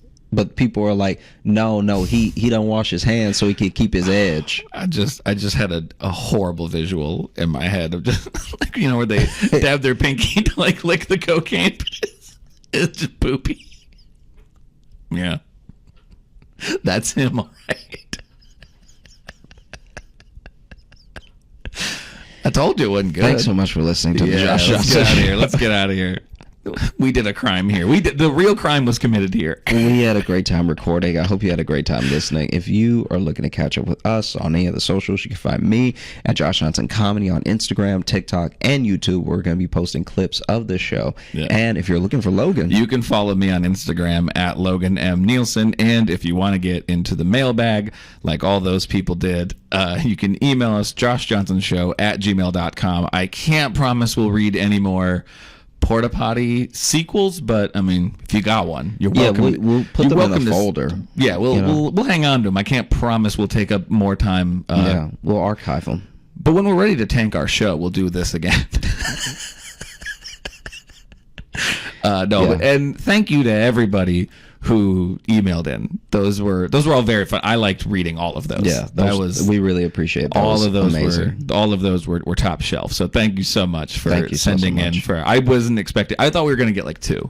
Mm-hmm. But it was like within a week of that episode, we had all those. Wow. And I was like, wow, okay. Oh, jeez. Thanks for listening. Thank you so much. Have a great rest of the day and a wonderful weekend. Hey, thanks so much for watching. Please like and subscribe. It really supports the channel. Hit the bell notification because apparently it's the only way YouTube will tell you that something happened. And just tell a friend. That's the biggest thing you could do. Just tell one person in your life that you like, maybe you don't like, that this video happened to you. We release the podcast every Thursday on all the podcast apps, so you should find us there and subscribe on those and comment and leave reviews and whatever on all of them. And also, if you want bonus stuff, you can join our Patreon, patreon.com/Josh Johnson Show. We have bonus podcasts and videos and stuff there, and we'd love to see you